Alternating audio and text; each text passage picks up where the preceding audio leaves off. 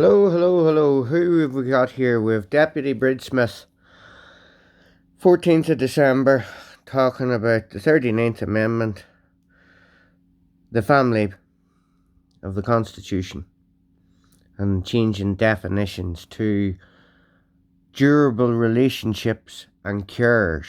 They're going to replace the word mother and woman and put in durable relationships and carers.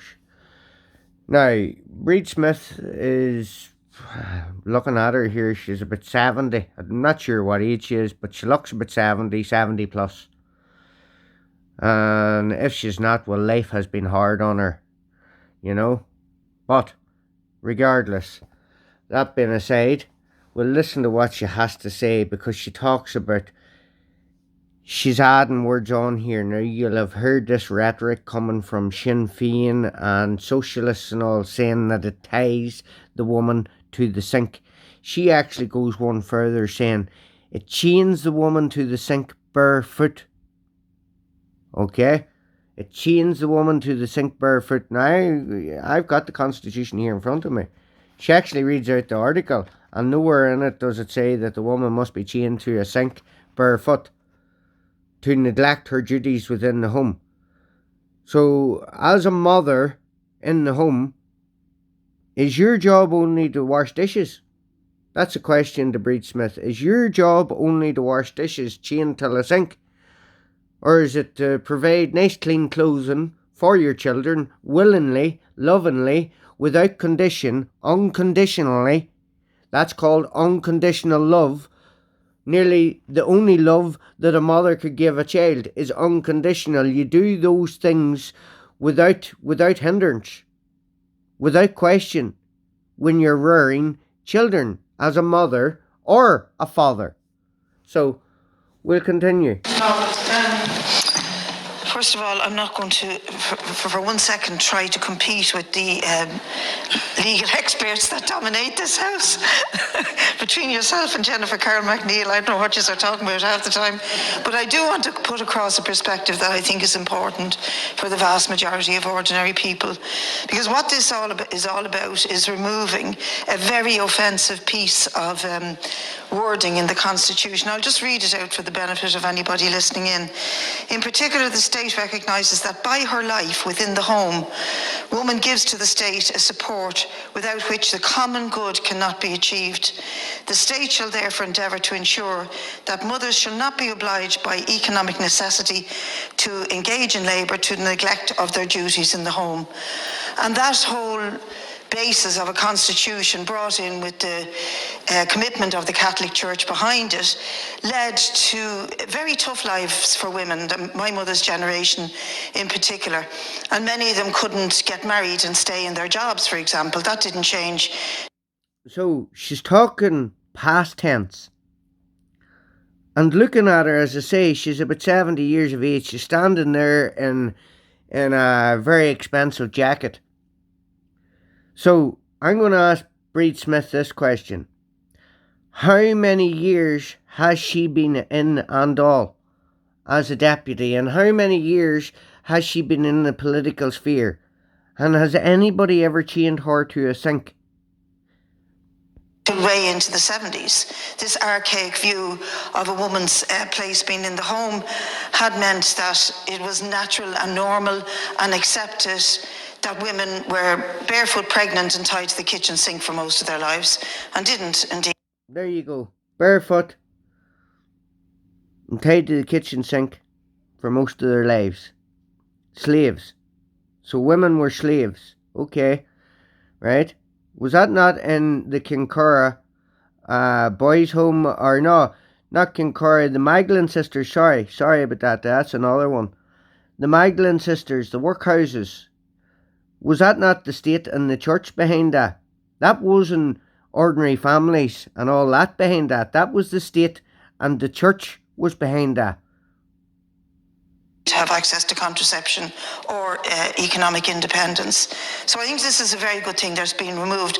But I think we should insist that we find ways of explaining that to the public, because there are malicious and dangerous elements in Irish society that will want to portray this as somehow an attack on women, that the removal of the word woman from the Constitution is an attack on women. Now, can you hear that language that she's using there? We must figure out a way of selling this to the people, because there's bad people out there, bad people out there, including women who are totally against this legislation, because this protects the woman within the home. She is not obliged by economic necessity, meaning she is not obliged that she has to go out to work. You see, we're in a society now where it takes two salaries to even have some sort of standard of living, and some people can't even get that. Whereas the Constitution protects that. So if you remove this, does it remove your family allowance and things like that? Why? Because you'll have to go out and work. And they're already lurking on the pages of social media and phony television stations that they've created, trying to come across as defending women and saying that this actual attempt to change the Constitution is all about giving transgender rights and undermining women and the woman's body and a woman's sex and a woman's right to do this, that or the other. I think we have to find simple, clear messages in demolishing that idea, because you see, simple, clear messages. We'll have to get it onto RTE, onto the mainstream. We'll have to, and onto the radio stations. Simple, clear messages that it's not for trans ideology and all that, and LGBTQ community, and to appease a minority. It is not to appease a minority against the majority. So they are trying to remove the word woman. And in the preamble, right, in the Christian preamble of the Christian based Bunrock Nahern, of which she wants to change, it says, in the name of the most holy Trinity, from whom all authority and to whom as our final end, all actions of both men and states will be referred. That includes you, Breed Smith. All actions of both men and states will be referred. We, the people of Era, not Ireland, Era. Oh, okay? Humbly acknowledging all our obligations to our divine Lord Jesus Christ. Obligation means contracts. So we have only a contract to our divine Lord Jesus Christ, who sustained our fathers through centuries of trial. Okay? Centuries of trial. Gratefully remembering their heroic and unremitting struggle to regain the rightful independence of our nation. Only seeking to promote the common good, which you're trying to do here because you emphasize the word common good, okay? With due observance. So we are observant, okay? We are observant. We're not made up TV stations and all that. We are being observant of prudence, justice and charity. So that, big massive words there. So that the dignity and freedom of the individual may be assured. Okay, so all these individuals already have their dignity and freedom assured within the preamble. Okay? True social order attained. Now, the only other place where you will see that is within Article 41 of the Constitution. Without her in the home, true social order cannot be obtained. Okay, so there's the preamble, and there's Article 40.1, point 1 and point 2 of the Constitution. Right? Seeking to promote the common good with due observance of prudence, justice and charity, so that the dignity and freedom of the individual may be assured, true social order attained, and the unity of our country restored and concord established with other nations, to hereby adopt and give to ourselves this Constitution. Okay?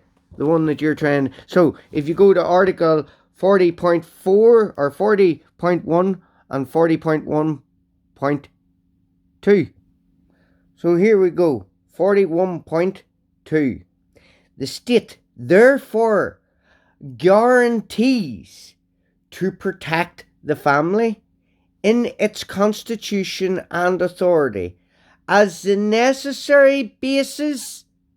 So something necessary is fundamental, basis of social order and the indispensable to the welfare of the nation and the state. Nation coming before the state. So the people. The state therefore guarantees to protect the family in its constitution and authority as the necessary basis of social order and as indispensable to the welfare of the nation and the state. In particular, the state recognizes that by her life within the home, woman gives to the state a support without which the common good cannot be achieved. I'll go back to the preamble. And seeking to promote the common good, with due observance, prudence, and justice and charity, so that the dignity and the freedom of the individual may be assured, true social order attained, right? So there you go again.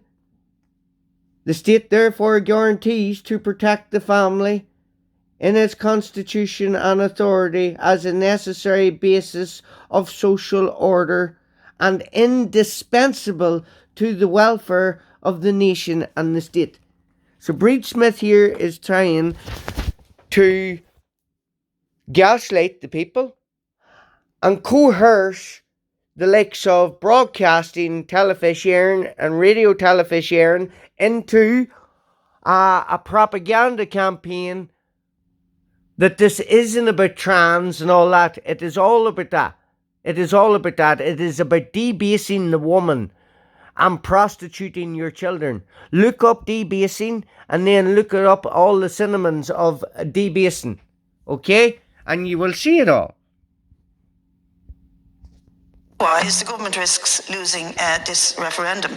And so it is important to get the wording right. And as I say, I'm not going to do big legal debates about the type of wording, but the sentiment is very, very important. And that's where I think when it comes to the next session, when we talk about the 42B, the new article, I think that's where you're making a big mistake in not giving a guarantee to people that care will be recognised in the home.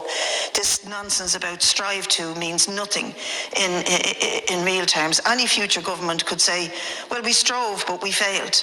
That's just nonsense. Why do we have a constitution if we don't put parameters and obligations on governments to do things that are at the very basic... There is parameters. Okay? It's in the opening lines. In the name of the Most Holy Trinity, a Christ one, right? A Christ God.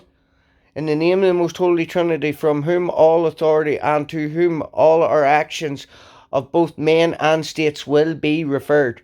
We, the people of Era. At the very absolutely essential for society. So on the one hand, we're changing the constitution to recognise the family, to give it inalienable and prescriptive rights, all of that language that's in there already, and just all of that language that's in there. You see, she's very good there at pointing out all the other bits, but the most important language, which is inalienable, imprescriptible, and sovereign rights, antecedent and superior to all positive law, meaning man-made law. Okay? The law the legislation that you're trying to pass. That's why she stuttered there, because she knew which, and all of that sort of word.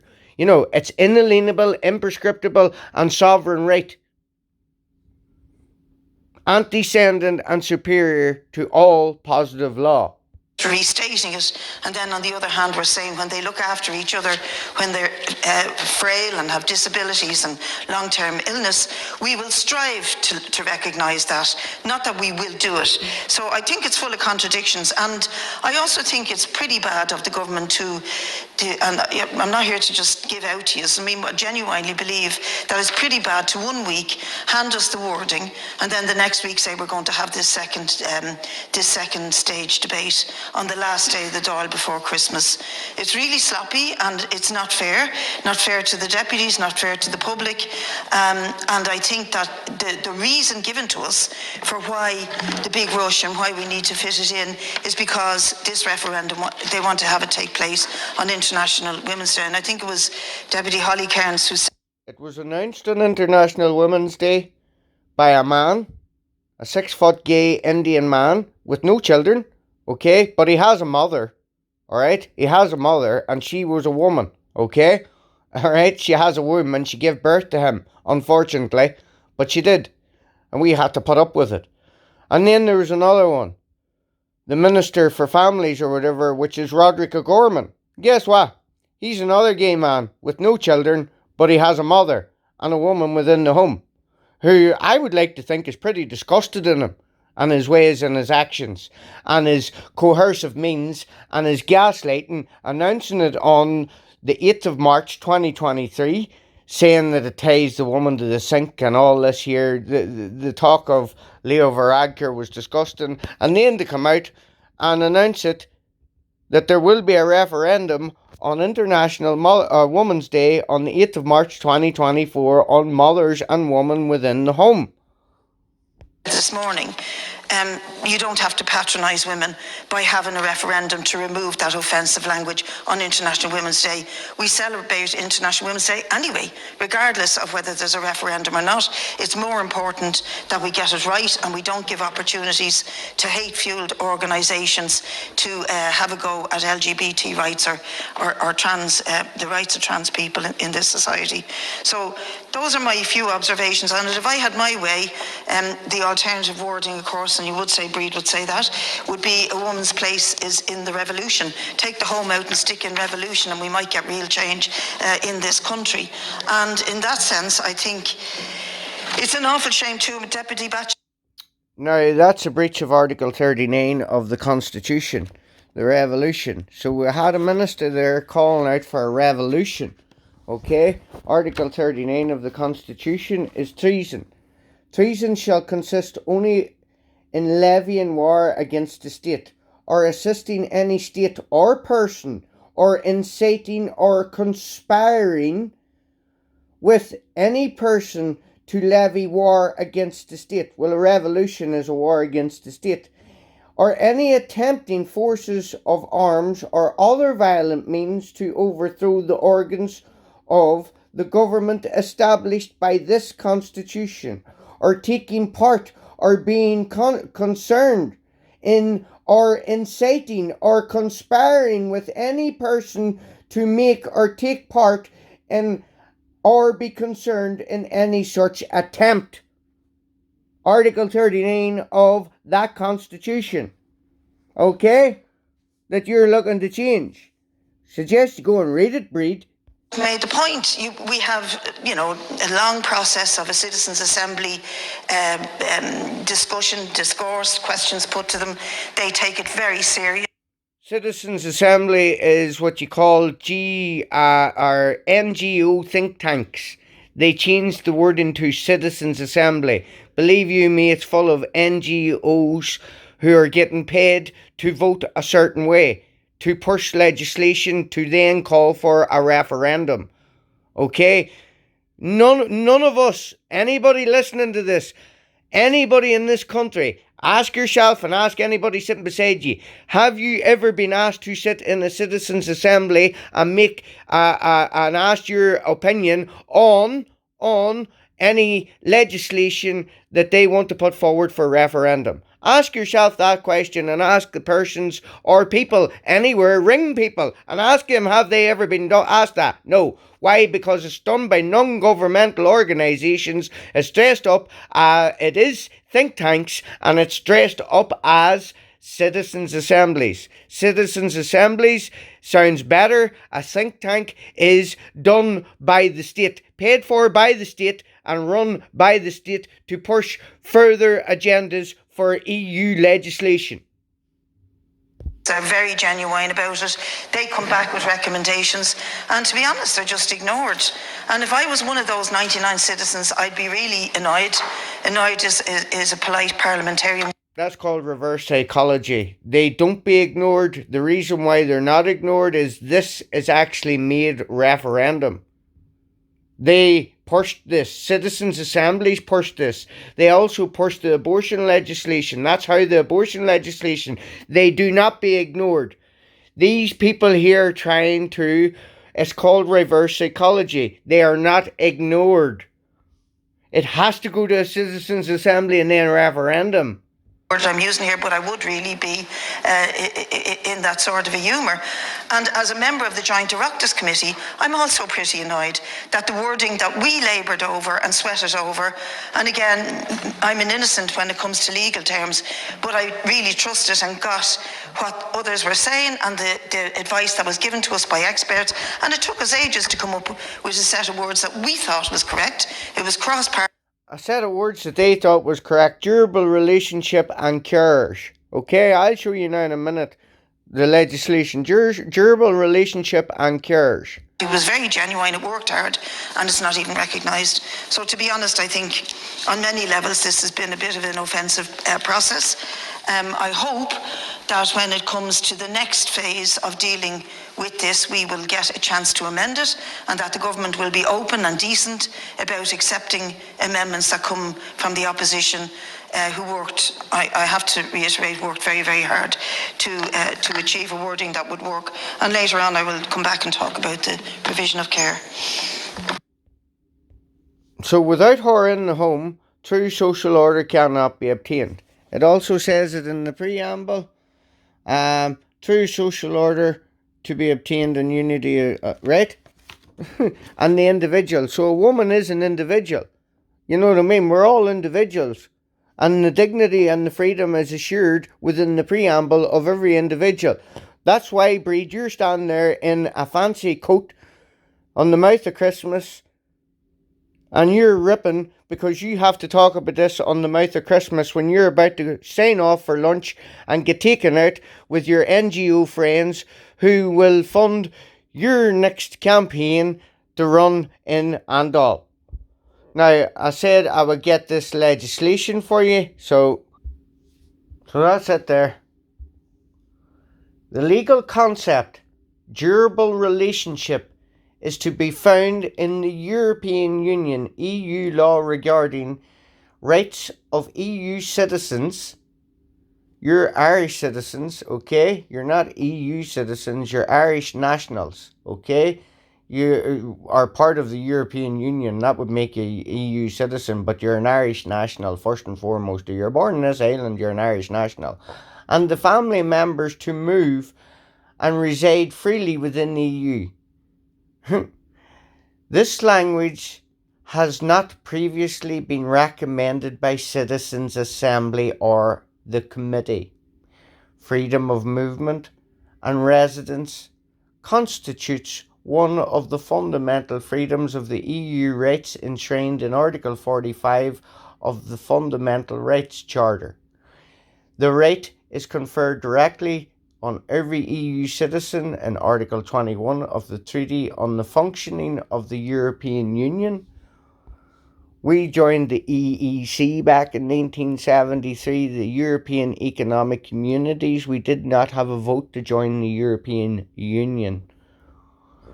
Directive in 2004 /38/EC, European Community, on the right of citizens of the Union of the family member to move and reside freely within the territory of the member states, OJL/158, the Citizens Directive, aims to inter alia, among other things, codify community standards to simplify and strengthen the right of the free movement of residents of all EU citizens, and to also grant their family members, irrespective of nationality, to the right to reside within them. Can you hear what this is all adding up to here, people? We have open borders here at the minute, and this here makes it a lot easier because durable relationships. So I have a durable relationship with him there. That's my third cousin removed twice over, but it's a durable relationship, so he has the right to come over here and live with me. You understand? The decision whether to entry or residence could be granted to such persons is examined by the host of member state on the basis of its own national legislation, which is the Constitution. You see, so they're trying to remove the word woman and mother and trying to replace it with durable relationships and carers. Okay? And once you do that, it's gone. Natural law. That is a natural law aspect of the Constitution, which is enshrined in the Constitution, Articles 40 to 44. Articles 40 is personal rights. Article 41 is the family. Article 42 is education. The family is the primary educator of the child, with inalienable, imprescriptible and sovereign rights, antecedent and superior to all positive law. Therefore, the state guarantees that the family can educate their child within whatever means they necessary, religious or whatever. Okay? The family, the natural educator. This is an attack on natural law, people. Natural law is the highest citation of law that you can rely upon in a court of law. If you debase yourself as a woman, you can no longer rely on those rights, even in accordance with law, because it will be removed from the Constitution by the will of the people. Okay? And that's what they're trying to do here. Natural law, all your aspects, read the inalienable rights, the right to freedom, bodily autonomy, and the right to a religion and a faith of one's own choosing, the right to marry and have children and call it a family, the right to refuse to kill by due of conscience, due observance of conscience. You know, all those rights. You have all those rights. The right to travel freely from point A to point B. The right to remain silent. The right to equal justice in the eyes of the law. All those rights. This is under attack here. Article 43 of the Constitution is private property. Or else is it 43 or 44? Hold on, I'll just see here now if you... 43 or 44. Private property is 43, sorry, right? 43. And it's the opening line. Man in his natural virtue has the right to own property, private property, and external goods. When you go into a court, your children are your property. They are your property. You claim them as your own. Nobody else is going to claim them. If you let the state, they'll claim them. They'll take dominion over your children. But they have to have your consent, or the consensus of the majority. And that's what they're trying to do here. Tusla are state carers. School teachers are state carers. A dinner lady is a state carer. Why? Because they're all paid by the state. And if you don't adhere to what the state is dictating to you in the future about educating your children in the home, as I'll say, there's a prime example, the Burke family. Religious beliefs, education, they're all doctors and lawyers and all that. They're all well educated, teachers and all. Well, that was their mother done that in a big large family. So it's not impossible. But you see, the state does not like that. Because the state want to be the primary educators of the child, and they want you just to be cash cows. Breed, pop the wean out, the wean then becomes a cash commodity, a bond. You'll not be bonding with a child. The state will be bonding with a child. Your child is money to them. Be under no illusion otherwise.